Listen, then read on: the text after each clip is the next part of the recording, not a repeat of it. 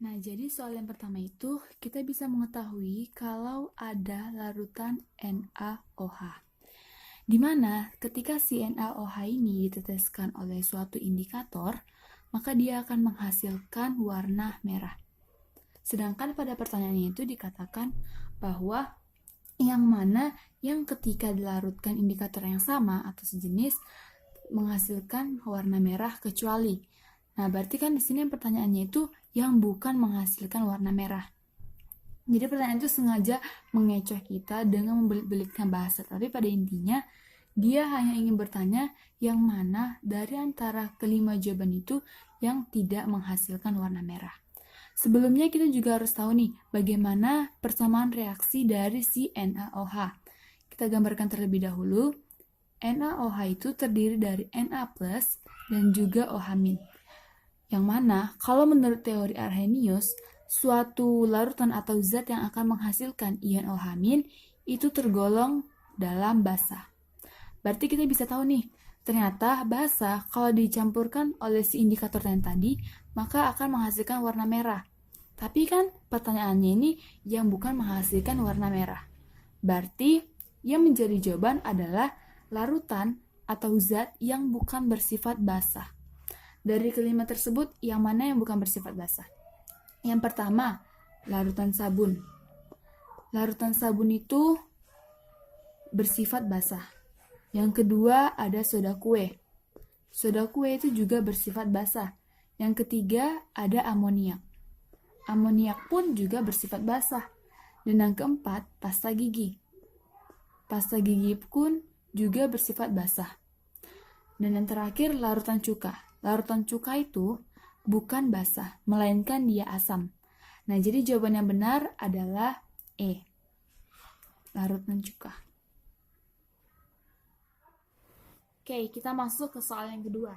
Sebanyak 3,4 gram BaOH 2 kali dilarutkan dalam 200 ml larutan. Berarti ada BaOH 2 kali. Nah, yang ditanyakan itu harga pOH larutan tersebut. Nah, kita tahu nih kalau BaOH 2 kali ini termasuk ke dalam basa kuat. Kalau misalnya kita reaksikan, maka kita akan mendapatkan persamaan reaksi seperti ini. Ba2 plus ditambah dengan 2OH-. Nah, ini ditanyakan harga dari pOH. Rumus pOH itu min log konsentrasi dari OH-.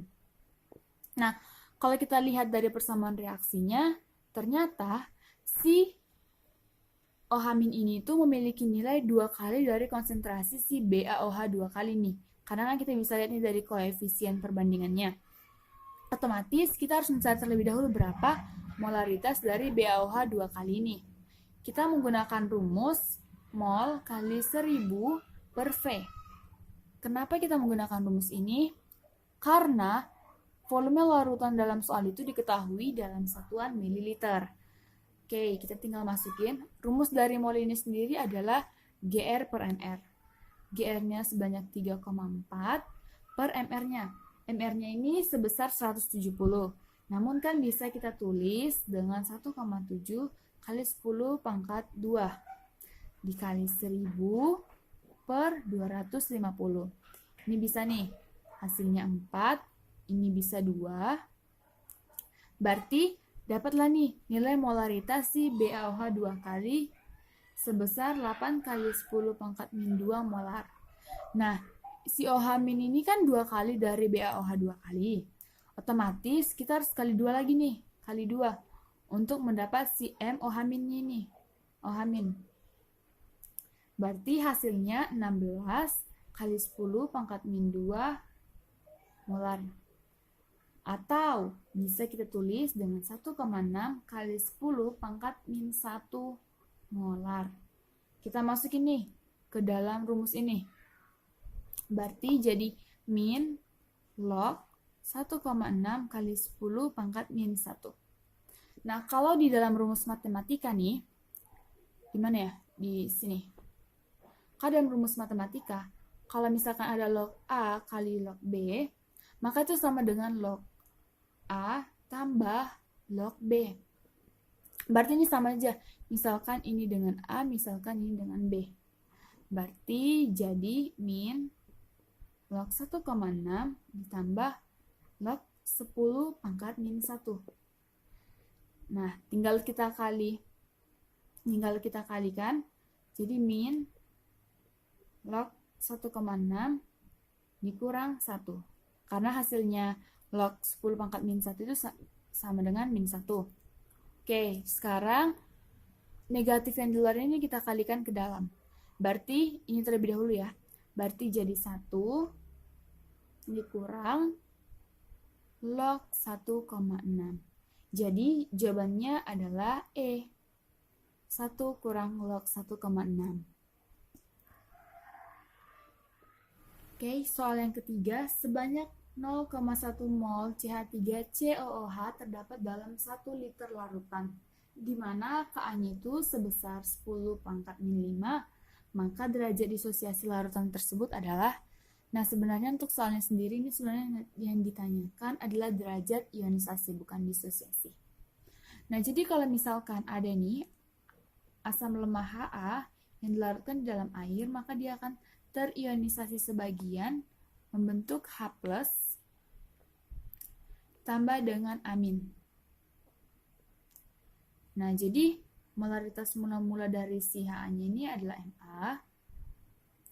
Nah, kan kita ketahui nih kalau misalkan derajat ionisasi itu sama dengan terurai per mula-mula dibagi mula-mula. Jadi terurainya sama dengan derajatnya dikali dengan mula-mula. Nah, berarti di sini yang Ha yang terurai adalah derajat ionisasi dikali dengan Ma. Nah, berapa yang terbentuk pada H+? Yang H+ itu berarti juga derajat ionisasi dikali Ma, yang amin juga derajat ionisasi dikali Ma. Ini 0, ini 0. Berarti sisanya sama dengan Ma 1 kurang derajat ionisasi. Ini derajat ionisasi kali Ma, yang ini derajat ionisasi kali Ma. Nah, dari persamaan ini nih, data yang kita dapat ini, berarti untuk, nampak kan? Berarti untuk H+ itu sama dengan alfa kali Ma. Nah, kalau misalkan kita turunkan nih, rumus derajat ionisasi, kan ada rumus seperti ini, akar dari Ka per Ma. Nah, coba kita masukkan yang rumus ini ke dalam ini. Berarti akan konsentrasi H+ ini akan menjadi Ka dikali Ma. Nah, jadi kalau ada misalkan soal yang merupakan asam lemah, maka kita harus ingat ketiga rumus ini. Yang ini, dan yang ini. Kita harus mengingat ketiganya karena itu penting dalam mencari soal yang berbaur dengan asam lemah. Oke, kita lanjut lagi. Yang ditanyakan derajat ionisasi. Berarti kita menggunakan rumus ini. Kita buat aja. Berarti akar dari Ka-nya kan 10 pangkat min 5 per Ma. Molaritasnya di sini kan belum diketahui. Otomatis kita harus mencari nih Ma-nya. Nah, karena yang diketahui volumenya dalam liter, berarti kita menggunakan rumus N per V. Dimana yang ini 0,1 mol, yang ini 1 liter. 1 liter. Berarti hasilnya ini adalah 10 pangkat min 1 molar. Kita masukin ke dalam rumus yang sebelumnya, 10 pangkat min 1. Berarti kalau 10 pangkat min 5 dibagi 10 pangkat min 1 itu hasilnya 10 pangkat min 4. Nah, kalau diakarin maka akan menjadi 10 pangkat min 2. Atau karena di pilihannya ke dalam angka pecahan angka desimal, maka kita masukkan atau kita ubah ini ke dalam desimal, yaitu 0,01, dimana jawabannya adalah D. Oke, selanjutnya soal yang keempat. Zat berikut ini termasuk senyawa asam kecuali. Nah, kalau menurut teori Arrhenius, senyawa yang bersifat asam itu adalah senyawa yang menghasilkan atau melepaskan ion H+. Nah, jadi kita harus mencoba satu persatu dari kelima pilihan yang ada. Yang pertama itu ada H2SO4. Dimana kalau misalkan kita mengionisasikannya, maka ia akan menghasilkan 2H plus tambah SO4 2-. Dimana karena dia memiliki H plus, maka ini tergolong ke dalam asam. Kemudian yang kedua ada CH3COOH. Nah, CH3COOH ini jika kita larutkan ke dalam air, maka ia akan terionisasi sebagian, sehingga akan menghasilkan CH3COO- ditambah dengan H+. Nah, dia juga menghasilkan H+, sehingga tergolong ke dalam asam pula. Kemudian yang ketiga ClOH 7 kali. Nah, kalau kita lihat dari rumus senyawa ClOH 7 kali ini, dia kan bertuliskan ada OH-nya. Tapi kita nggak bisa nih langsung golongkan kalau dia basah. Kita juga perlu menuliskan reaksi seperti sebelumnya. Nah, ClOH 7 kali ini sebenarnya dia merupakan senyawa yang tidak stabil. Sehingga karena dia tidak stabil, dia akan berusaha untuk membentuk senyawa yang lebih stabil lagi, yaitu HClO4 ditambah 3H2O. Dimana kalau kita uraikan lagi HClO4 ini, maka akan terbentuk H plus tambah ClO4-. Nah, di sini kan juga ada H+, ternyata dia asam, bukan basah. Kemudian yang keempat, ada POH 5 kali. POH 5 kali. Nah, POH 5 kali ini juga sama. Dia tidak stabil sehingga akan menghasilkan senyawa yang lebih stabil lagi, yaitu H3PO4 ditambah dengan H2O. Nah, H3PO4 ini tuh kalau dicampurkan atau dilarutkan ke dalam air, maka ia akan terionisasi sebagian, sehingga menghasilkan 3H plus ditambah dengan PO4 3-. Karena dia juga mengandung H plus, maka dia juga tergolong asam. Nah, kalau 4-4-nya udah asam, berarti yang jawabannya adalah yang terakhir, yaitu N2H4. Kalau nggak percaya, kita akan membuktikan.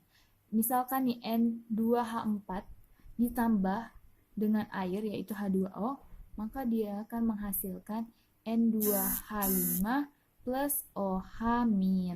Nah, di sini kan dia tertulis nih menghasilkan OH-, berarti dia tergolong ke dalam basah. Jadi jawaban yang benarnya adalah E, N2H4. Yang terakhir, soalnya akan ditempel terlebih dahulu. Oke. Nah, jadi di sini kan ada CH3COOH, di mana dikatakan memiliki pH sama dengan 3. Berarti konsentrasi dari H plus-nya sama dengan 10 pangkat min 3. Nah, jadi kita gunakan konsentrasi H plus, rumusnya itu sesuai dengan karakteristik dari CH3COOH, di mana menggunakan rumus akar dari Ka dikali Ma. Nah, kita masukin angkanya nih, 10 pangkat min 3 sama dengan akar dari Ka dikali Ma. Nah, untuk menghilangkan akarnya ini, karena kan kita mau mencari si Ma-nya. Nah, untuk menghilangkannya itu, maka kita kuadratkan. Berarti menjadi 10 pangkat min 6. Nah, ini akarnya hilang. Jadi otomatis Ma-nya itu sama dengan 10 pangkat min 6 per Ka. Ini dikatakan Ma1 ya, karena dia sebelum diencerkan. Nah, atau kita bisa juga bilang ini volume 1. Oke. Selanjutnya, itu dia ditambahkan dengan air. Nah, di mana ditambahkan dengan air diencerkan 100 kali dari awal, berarti V2-nya jadi 100 kali V1. Nah, yang ditanyakan Ma2. Nah, kita cari dulu Ma2-nya nih. Jadi, pakai rumus V1 kali Ma1 sama dengan V2 kali Ma2. Masukin semuanya, kemudian ini bisa dicoret V1 V1. Nah, selanjutnya kita cari nih Ma2-nya. Dapatlah 10 pangkat min 8 per Ka. Nah, kemudian kita cari lagi konsentrasinya setelah diencerkan. Nah, konsentrasinya itu menggunakan rumus yang sama. Kita masukin angkanya ini, Ka dikali Ma2 ini ya. Ma2 ini, nah masukin, terus Ka-nya dicoret. Nah, setelah itu dapatlah akar dari 10 pangkat min 8 sama dengan 10 pangkat min 4. Nah, untuk mencari pH-nya berarti menjadi min log kali 10 pangkat min 4. Jadi, pH-nya sama dengan 4. Jawaban yang benarnya adalah yang C.